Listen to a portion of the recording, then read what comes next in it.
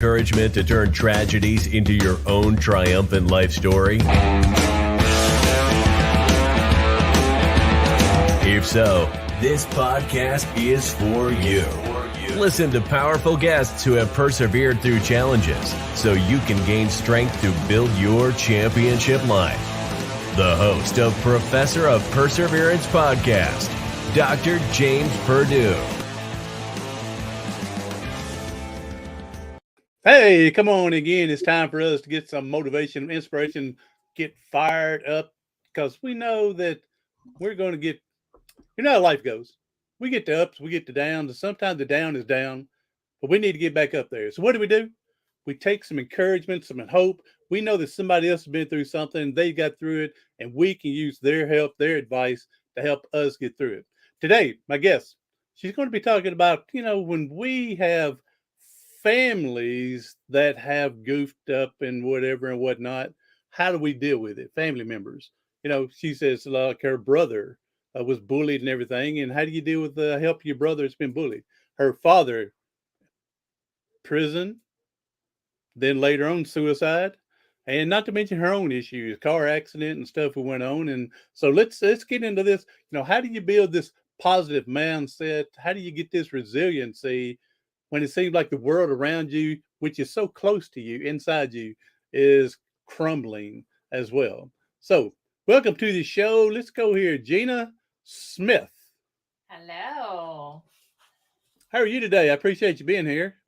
Thank you. I am well. As I said, it's sunny in Ontario, Canada. And at this stage, when it's the springtime, it's like, the sun's coming out. And I said a minute ago, I'm outside of Nashville, Tennessee, and we're going to hit 60 degrees. Sun is out there already. We're at about 65 tomorrow. Then the next day, we got 1 to 3 inches of snow coming. Only high of 30 degrees. So we call March in our area, we call March our bipolar month. Yeah. So it doesn't know if it wants to be sunny or cold. And so we're all over the place, windy, whatever else. So we call it our bipolar month. For sure. It's the air conditioner, heater. Like, once it moves on and then you're wearing flip-flops and a winter coat or whatever. That's right. So, that's right. We're doing what we can. Yeah. So, all right. Jenna, again, thank you for being here and sharing your story, your journey and everything, and put you where you're at today.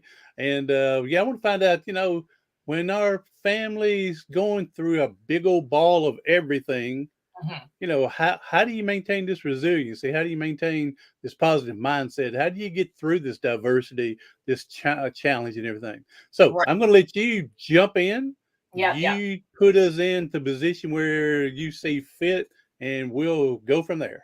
Yeah. So, just as you mentioned about family, like the truth is when you are a kid, I'm a psychotherapist. I'm a trained psychotherapist, but then I also veered into deep spiritual work, shamanic nature work, just anything that would heal. And so that's, like a movie trailer for next coming. But when you're a kid, you don't know it's going to be okay. And you develop survival mechanisms. You do what you need to do to get through it. So I'm just going to start with that. So for me, I kind of had like what I thought was a good childhood. We were kind of middle class and had the things at Christmas, like, so that, the light was on, there was water, there's food, I was safe. So those needs were met. But the emotional needs were not. My father he did have bipolar, and but he didn't know. Went untreated. My mom would just kind of like shut down. So she wasn't there and he wasn't there. So I felt deeply unsafe and didn't know what that feeling was. And as a kid, it's like you need to feel safe, right? This is the main thing. All the stuff doesn't matter. So my dad had a breakdown, and then he, the police were called. It was called a standoff. I don't know if you know what that is, where like he's inside, the cops are outside, they barricaded for many, many blocks. All my neighbors were taken out of their homes, and there's this picture of my neighbors running in terror in the newspaper, front page of the newspaper. It's a small town, 8,000 people. Small town in Canada isn't that different than small town in the States, by the way, too. So like I've realized that when I've traveled. So, before that, my brother, as you'd also mentioned, he had just started bullying me. So he used to be my best friend. And then suddenly it's like everything that was in him, that I know this now, everything that was in him that he couldn't control, he just dumped on me. So he would make fun of me. He would call me a fat, disgusting piece of shit. I was 9. So, when you're 9, you don't even know what that means. You're just like, well, something's wrong with me. Something is wrong with me. So, there was that consistent trauma. It wasn't like one trauma. It was just like the consistent trauma of hearing those voices and being called this thing by someone who's supposed to be your protector. Then having this breakdown and the news and the media and everyone in the town knowing, as far as I was concerned, that I'm broken, like we're broken.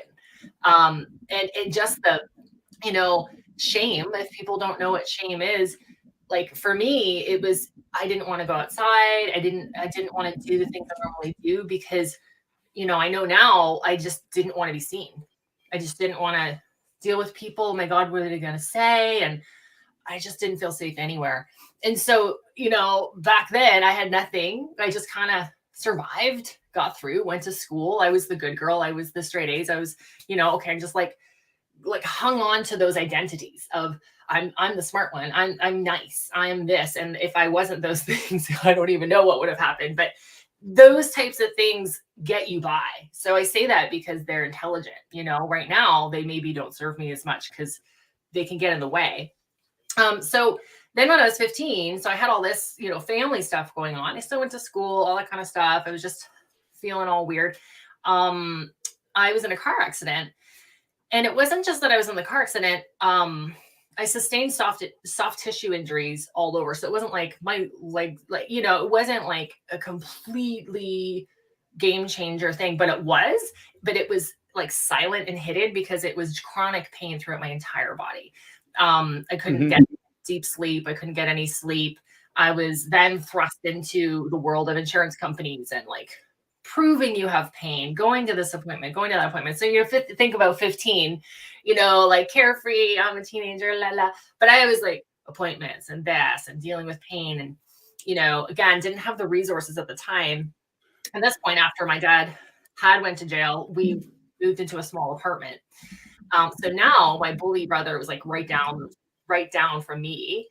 And my dad wasn't there to be like the authoritative, like, don't mess with your sister energy. So I felt really unsafe there. And I was dealing with chronic pain. So all that to say, like, when I was in it back then, it felt like I was just getting through the day. It felt like I did want to press the snooze button. I did want to hide, I would do my best to go out in the world and convince everyone everything's fine. But, had no idea how to deal with the intensity of emotions that were coming up. I started emotional eating at that time as well, discovering, okay, what will make me feel better? What can I do to feel better? And, so that lasted most of that time. Luckily, and what I believe is like when you have resources to match your challenge, you can move through them differently. And so I was singing at the time, and I also love nature. So all of this stress, all of this chaos, go out into nature, and I could breathe and feel like something made sense. Like nature made sense to me when I would sing and discovered I could sing. And that I would also feel free. I would also feel like an escape without an addiction. So healthy things like that. And so those got me through. And so I was like, oh, I can sing. I'm a good singer. I'm going to leave my small town, go to the city, go to university. I'm going to be the next Celine Dion. Like, it's done. This is happening. There you go. Yeah, that was the goal. It was like I had this thing to override all of the challenge. I was like, I'm going to do this. So I got into York University. I was doing singing. It's like university was great, but I was starting to feel better in my body. I learned how to weightlift. I started learning Reiki at age 15 after the car accident. So I was doing energy work, weightlifting, nutrition. I started to feel better with friends. Like I was lovable. I was worth being around. I was valuable without needing to be the nice person and the perfect person. That started to occur.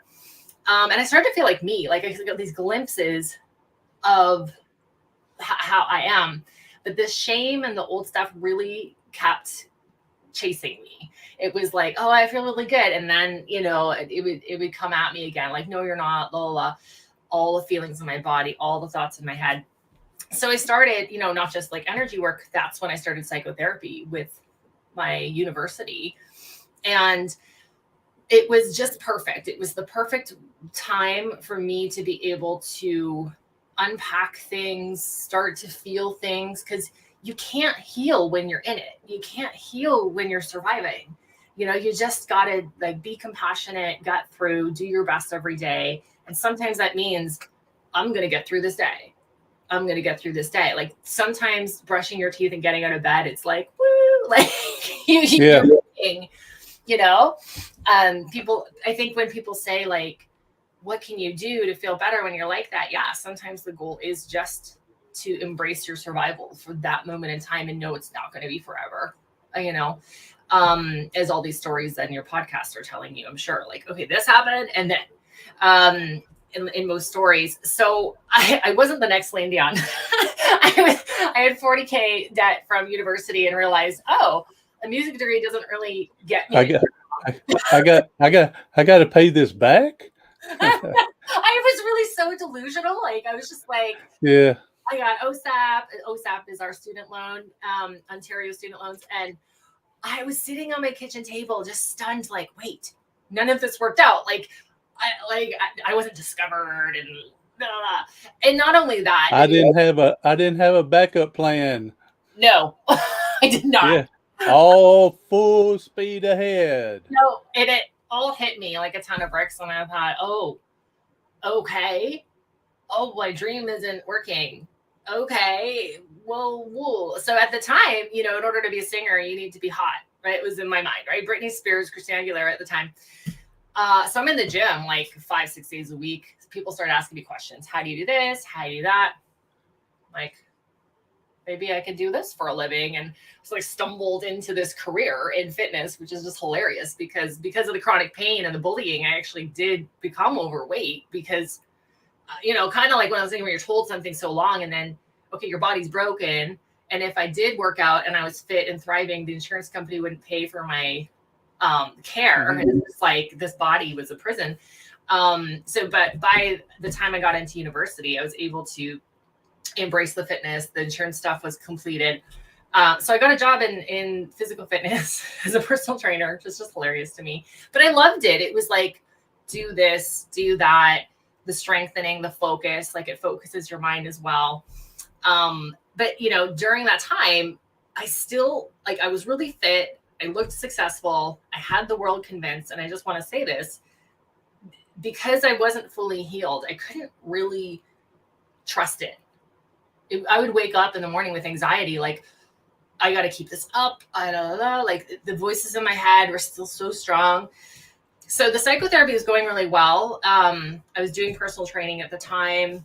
And then I don't know if you guys talk about this phenomenon called synchronicity. Like when things just align, like it's like bizarro. It's like I was seeing my psychotherapist and I was starting to see this really cool doctor. He was an MD doctor doing psychotherapy. And he would just sit in his big comfy chair and he'd like listen. And he was just so chill. And I thought, that seems cool. People come to me for advice all the time. I'm going to be a psychotherapist. Okay. And then all my friends are like, duh. Like, do you think this is, this is so for you. This you helping people 100%. So I then. You were helping people, but you weren't, other than seeing your psychotherapist, you wasn't really helping yourself. I mean, No. You opened up to him, but you weren't really doing little things at home to improve yourself mentally and emotionally. I mean, I was, but they wasn't working. Like, okay. Was working. So I was doing, whatever I could do to make the pain go away, to make the shame go away, to make anxiety go away. I would kind of do it, but then I would do the all or nothing thing. I would like full on, I'm doing affirmations, I'm doing this. I would journal, but it was always like chaotic. Like it wasn't every day creating that consistency. And for your audience, an amazing free resource is the ACOA adultchildren.org recovery program. So it's for adult children of alcoholics, but it's actually just dysfunctional families. Like when you as a child aren't taken care of, aren't seen, aren't heard, aren't acknowledged, all those wounds, it is a free program that helps walk you through what's called recovery. It doesn't have to be about an addiction. It's just that you feel, scared around conflict, insecure, all these kind of things. It helps heal that. So that's an amazing resource for people. So that what was that web address again? Yeah, adultchildren.org. Yeah. And so eventually I'd found that work too. But when you don't do the recovery, the sort of mindset work and that kind of stuff, it's just kind of like the Band-Aid on the bullet wound thing. Like it's good to have a focus, but yeah. But what you just said, what lands for me about what you just said was I was still the one helping everybody else. And like what I really wanted was someone to help me. Like, can someone just be who I am for others at this point, the way I could listen and give advice and hold space, because of all the pain I'd been in, like because of all the conflict, I developed this capacity, which is cool now because I can use it in my business. But at the time I felt like no one can meet my needs, or I'm so broken. My needs, my needs will never get met because, that's how it felt. But healing do you ever feel like a traitor, within yourself? Here you are helping these other people, but then you're not helping yourself, finding the best for you. Yeah, imposter. Yeah, instead of a traitor, imposter type. I'm doing this for them, but I'm not doing it for myself. Yeah, like at a deep level, it was like I have the whole world convinced. And you have to keep this image up because so many people look at you and have been with you and talked with you and got your advice. So you have to keep playing the game even higher. Yes. And that was my survival mechanism that saw that. That was, I'm the good girl. I'm helpful. I'm valuable because I help you, caretaker, people pleaser. But what they were also seeing was me that I couldn't see. So they were seeing me as just valuable as being Jenna. Mm-hmm. I couldn't see that. And so I actually wrote an article about this. It's on my website, jennasmithcoaching.com, about being a love anorexic. And it was this phenomenon of like, once you are given the love, it's so foreign. Once you do get your needs met, your whole system has to adjust to it, like an organ transplant. Like you have to readjust so it doesn't come to mind. You think, oh, I just want the thing I need. But when a transplant, you said an organ transplant, and your body's going to reject it without this medicine to help you accept it. So here you are again, you're getting all this affirmation and getting all this stuff for you, and you're going, oh, but I don't deserve it. I'm still not worth it. And because you haven't accepted it, just like your body, the organ transplant, won't accept a foreign thing like this. And this is foreign coming to you. And so you got to accept it some way or another, other than taking pills with the organ transplant. So medicine.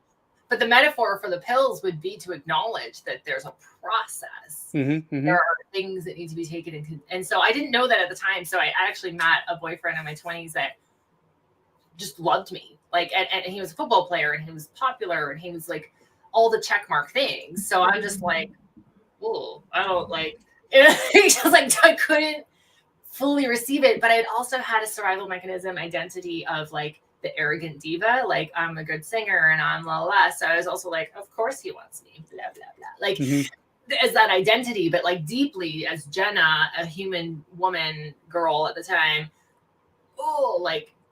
so how do I keep this up? Like, why do you love me? I'd actually ask him, why do you love me? And I would like want to, is it because I'm pretty? Okay, stay pretty. Like, is it because I couldn't compute. I had to have some reason. It couldn't just be because I'm lovable, like at all. So, that was my journey of like not needing to be the big popular singer, not needing to be skinny, pretty girl, like not needing to be these things, to just be enough as I am was sort of my biggest healing of adversity. Because even though there was like bullying, car accident, chronic pain, eventually dad's suicide, like that's not to diminish it. It's kind of just stuff, like it's stuff, but to not see yourself and to not know you're deeply worthy and lovable will plague you 24/7 and taint everything, all the good things. It'll taint it. And let me go back way back in your childhood again now, and your brother's bullying you. Mm-hmm. Before you noticed or before he started bullying, do you feel that you were this low self-esteem, low self-confidence? Did you Yeah. have that? You were just confident, upgoing, and then Yeah. he kind of started everything, got the Yeah. ball rolling. Yeah. And I think you kind of absorb, like both my parents were very insecure as well, and just kind of got by. So there wasn't really a modeling from the parents. But I just remember not, you just don't think about it. You just go play. You just go, I would make up plays, like, so I'd go play, but I would actually like write plays with characters and play them out in my room and, make believe and imagination. It's kind of like all that imagination and enthusiasm dies when you have trauma and shame. Like, it's like you can't access it anymore. So I do remember that, like I would draw just to draw. Like I would just do things because the aliveness in me wanted to come through me. But then when you kind of have that trauma stuff, it interrupts the aliveness. It gets stuck, right? Yeah. So I don't remember. No, like I've been just going to school. Like you're just kind of being when you're a kid. You're just being. And then Yeah. You just being a kid and everything. And I mean, mm-hmm. Shouldn't be a lot of stress. Shouldn't be a lot of, to you're just a kid living the best life, playing like you said and everything. And then all of a sudden this, again, another foreign thing come to you with your brother. Yeah. Okay. And then how it lands as trauma is like, I'm wrong. I'm bad. Okay. Well, imagination. Well, and kids are impressionable. So you at the young age, you're hearing this from your brother and can recognizing the low self-esteem, confidence with parents, then you're thinking they may be right. Yeah. Because kids are impressionable. That's it. It's all like, when people, like my parents did divorce, but I never made it about me because I already had so much trauma at that point, but, and they should have divorced. They were not compatible. They say, like kids are going to think it's their fault. Like, cause that's just how their brain is, like our frontal lobe doesn't actually develop till we're 26. Like, that's why you're like crazy when you're in your 20s. I just think that's something. I'm like, oh, that makes sense. So, the aliveness and the ability to just be without that like other voice that's don't do that. Oh, what is that person thinking? What does that piece mean? Like just this hypervigilance voices that aren't you, right? They're just there to think that they're protecting you.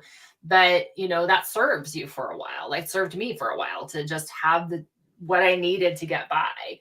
But eventually I believe, and I know this from my life, like life started to force me to be like, this is so uncomfortable. You have to look at this. So it would be like, I have to deal with this anxiety. I can't tolerate this anymore. Like this isn't working for me. And that's what not healthy. Mm-hmm. And all of the healers that came to me, my Reiki person, it wasn't like I Googled it, especially when I was 15. They came to me like it was like a friend at high school knows this person, that synchronicity element of it just, like they do energy healing. And like, I know you're into that stuff. And so I guess I was always sort of into energy when I was really young and going and receiving from people these nuggets that would grow over time that would help me deal to not make it so heavy or so hard. And I do believe that in most cases, whether it's internal or external, it was for me that I did get what I needed in little morsels. Like I did get certain things I needed at the time. I like what you're saying there with the little morsels, the little nuggets, because some people like you, and you said it earlier, it was all or nothing doing things. Okay. Mm-hmm. So when you go for some type of treatment, some type of help, you don't get all or nothing. You don't get I don't know how long you do cancer treatments. Okay. So, cause my mom went through it, but she didn't get several months Yeah.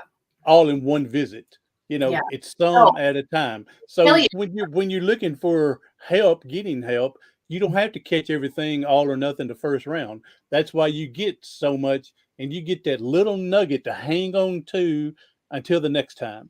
Get that Until little, yeah, to hang on to. Get then says where some people get overwhelmed with too much, because and that's so their brain. They're not their brain. The brain is fine. The mind, the cognitive, the high beta brainwave cognitive mind that's like, I need it now. I need it now. I need everything. I need it all right now. Like which in our society is so rampant. The more like slow, gentle, kind, consistent, taking what comes and working it until the next thing comes, which is like trust. So the other thing about trust is like if you're part of nature, right? You think of the same thing. Nature, okay, it's spring. So things are all moving all the time. So much is happening. But that's happening for us too. Like, okay, learn this, read this book. Okay, now take the time to integrate it because the intelligence of our bodies and our spirit is not to overwhelm us. We overwhelm us. It has its own rhythm and its own timeline that's sustainable. So a lot of people also do self-work and self-help, and they'll like manically impose change on themselves, but it's all from will. It's not sustainable. At some point, they can't keep it up. But what I believe real healing is like tuning into your being, your body, your heart, managing your mind and allowing what comes to come and having your discernment of like, is psychotherapy or this book. Okay. This book is cool. This podcast. Let me try journaling. Let me try meditating. Like it's all or nothing it's always going to be kind of nothing. But yeah, I mean, they start off like the horse and the horse race, Mhm. but they don't finish the race because Yeah. they get burned out from the all or nothing, and Yeah. so and especially when they go all in, and then if they don't notice any results because they're going all in, they expect a Mhm. huge result when it may be so small they don't recognize it, and then Yeah. they don't hang on to that until a next thing helps them to resolve even more. Yeah. And that's an addiction. That's an addiction to excitement. It's an addiction to like buying the new thing. And like we're all susceptible to it. Like, oh, if I do this diet, if I do this thing, but we all know, okay, if I eat whole foods and I don't eat too much and I move my body and I do some weight training and I do some like that slow, gentle kind is boring. And when you're in a All right, man, audience, I mentioned before, audience. Now, see, raise your hand if you know the answer. What is my main addiction? Go ahead, raise your hand if you know the answer. I don't see any hands out there. All right, but I'm going to remind you, banana splits. Okay, so that's my addiction right there. So, all right, go ahead. I'm fine to see. That's the thing. I love brownies and cookies. Like it's just right. Like that's just fun in life and taste and experience. But like the Well, I don't eat it 7 times a day, you exactly know, and I might even though I call it an addiction, if I did it twice a month, I mean yeah. that's a lot for me. I really don't go after it as much, You're just but joking. they're great. They're Yeah. great. And I got my banana. I'm getting some milk, the cream. But too much of a good stuff is not good for you. it's that So.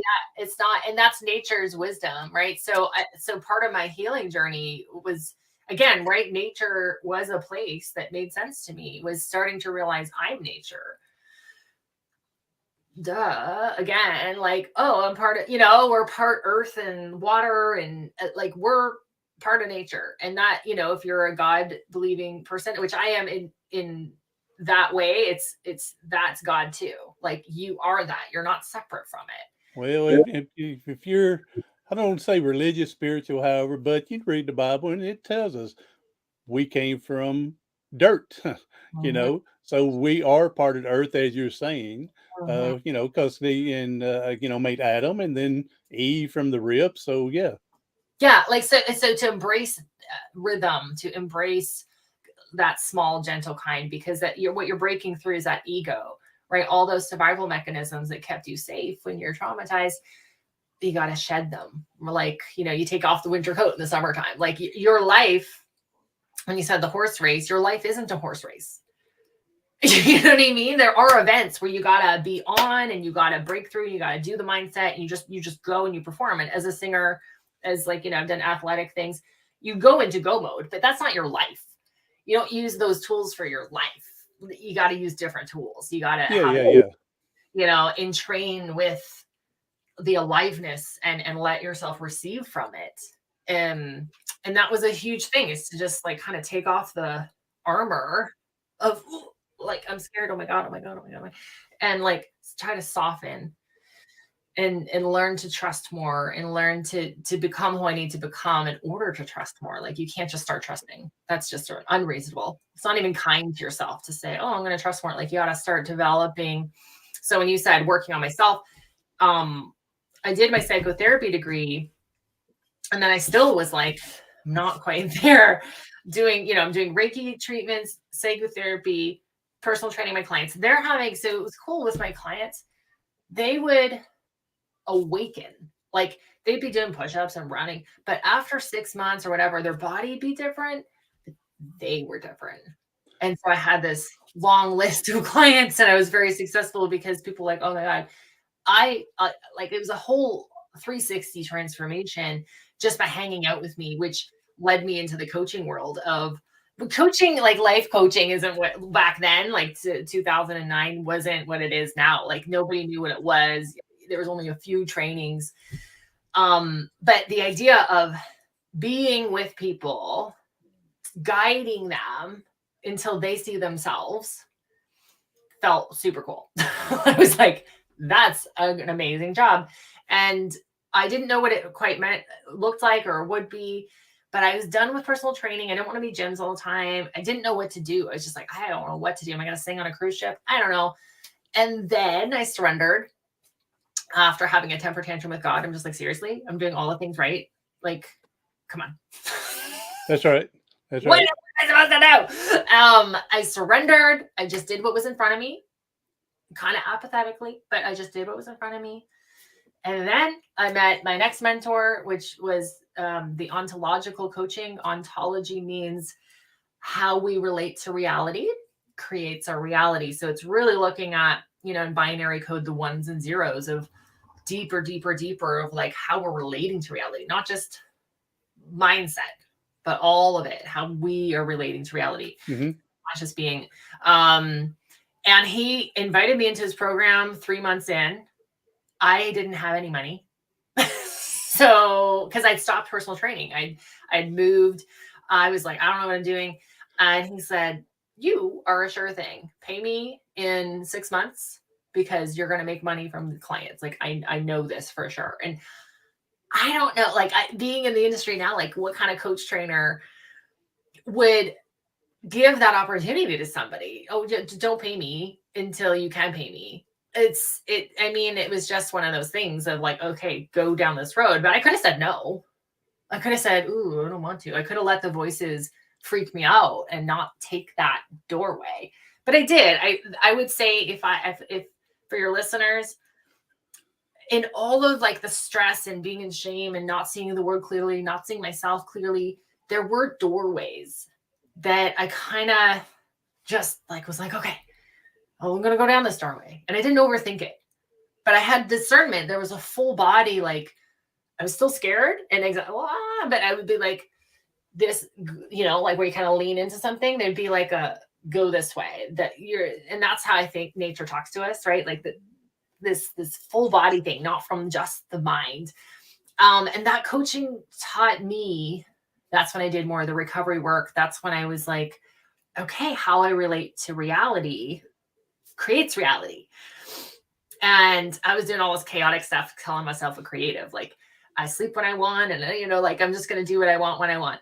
And I started to develop the wonderful consistency of like kind of a schedule, not like a schedule that someone else imposes on me, but found some rhythm, found some structure that served to give me that feeling of consistency which I don't know if you talked about this on your show, it balances your nervous system. So my nervous system was so that my life was because that was what I knew.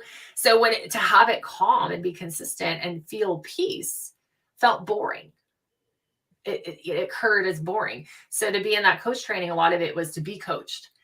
And it was about creating this deep self relationship that wasn't imposing stuff, other people's stuff on you. It's fun. Like I call it being a self anthropologist, where you're like, what does the Jenna like? And you get curious and does this work for me at 8 a.m.? And you try it. You got to try it for like 3-6 months. Does this work? Then listen to your body. Oh, 6 works better. But you're showing up for you. Like I was showing up for me. There's a well-being checklist on my website. You can download it. It'll say programs or courses, and it's free. And that's what I used for 3 years.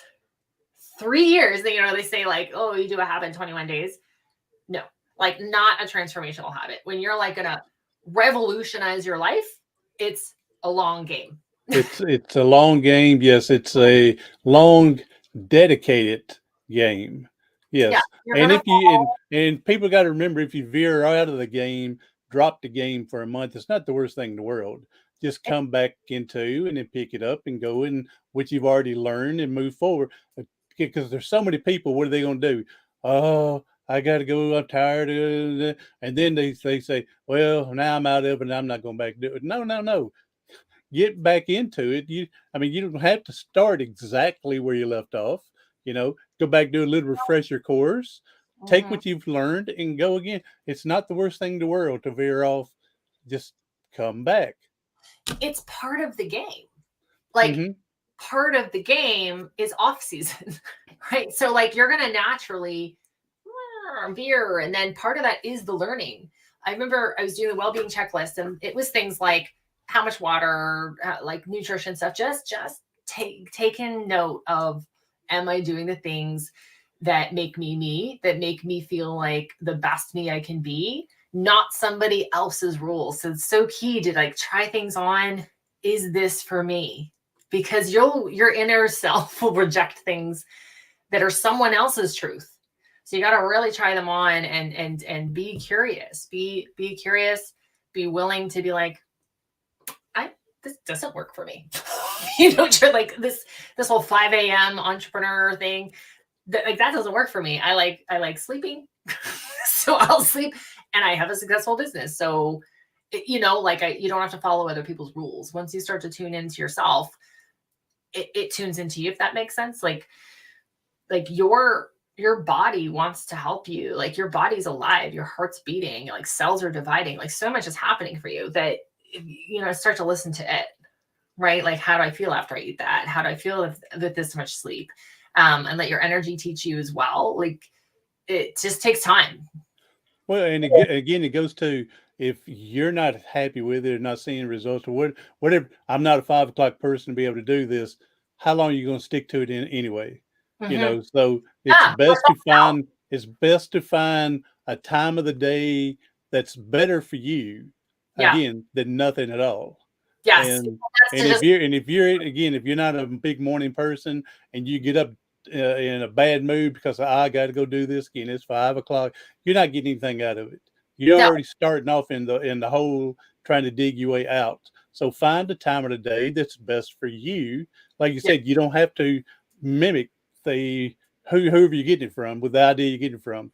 You just have to implement the program best for you.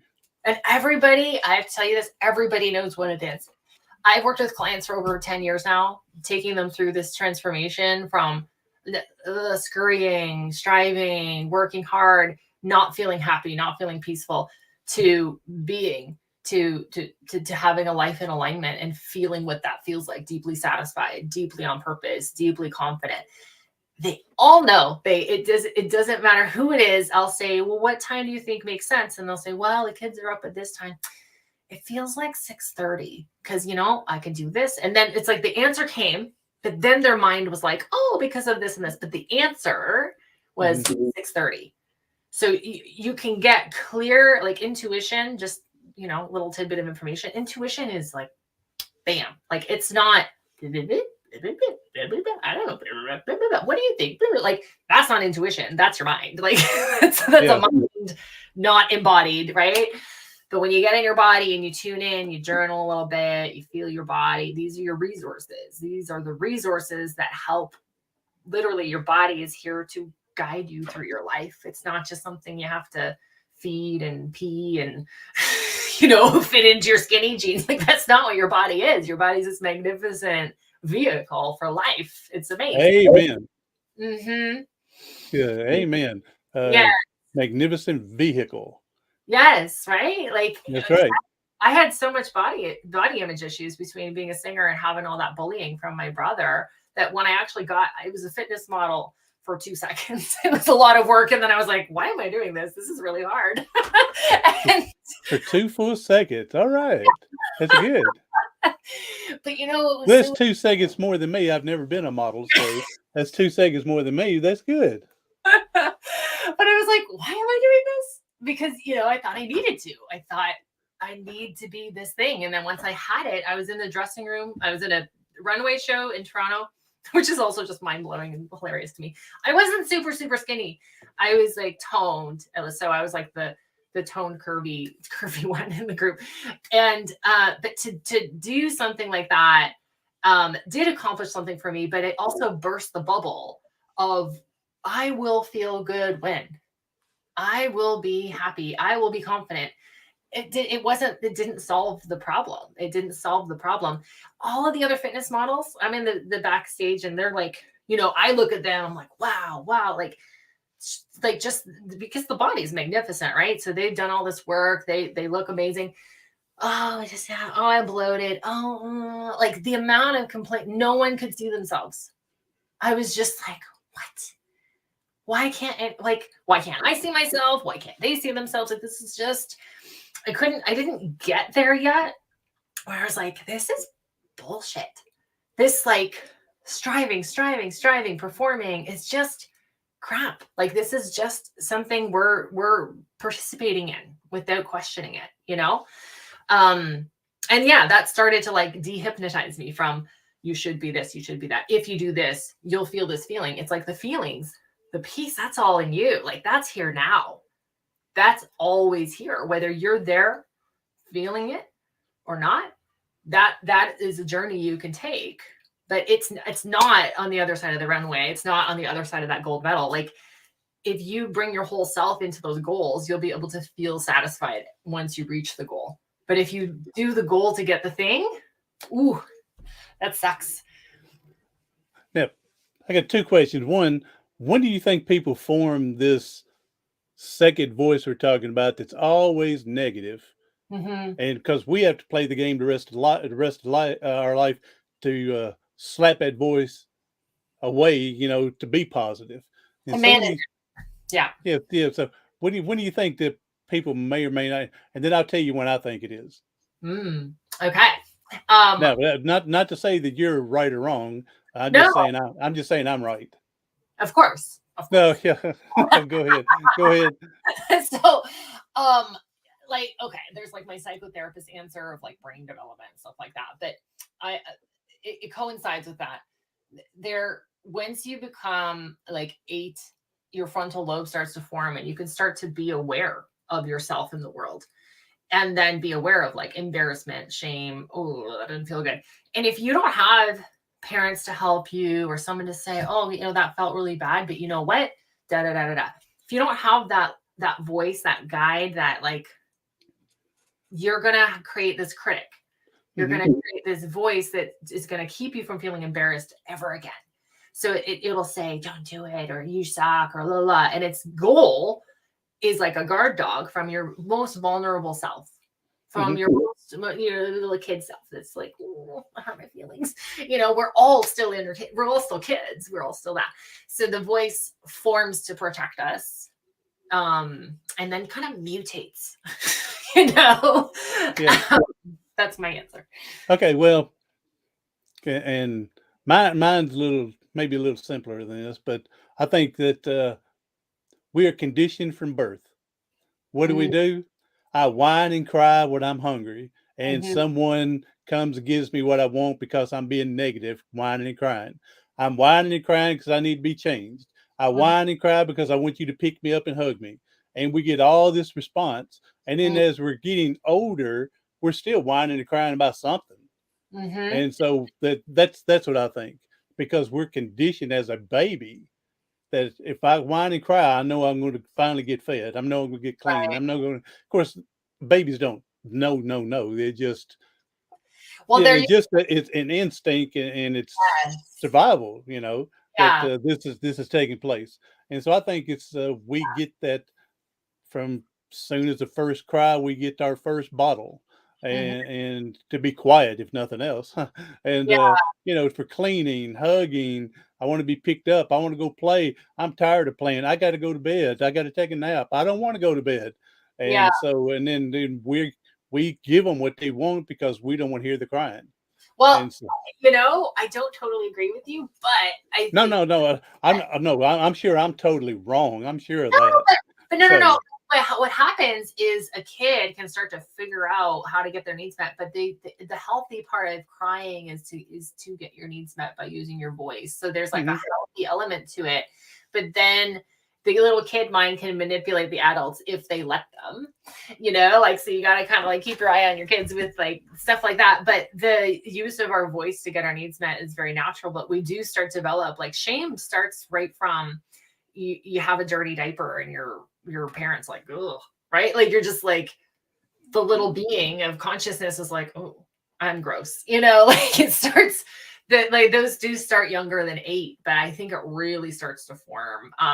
In doing psychotherapy, like, there's like some people will say I was 4 and then I realized this, and I was 6 and then I realized this. But I think when it really starts to mutate is that, older ages, when it starts to feel like you, and you can't distinguish between it. Mhm.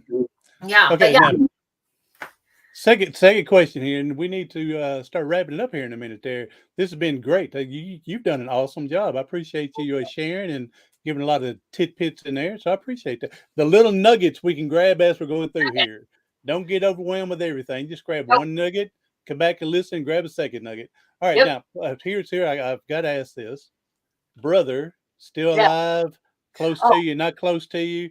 Have you forgiven him for? Do you don't want to forgive him? Mm-hmm. Yeah. So he lives in London, Ontario, which is about an hour from me. I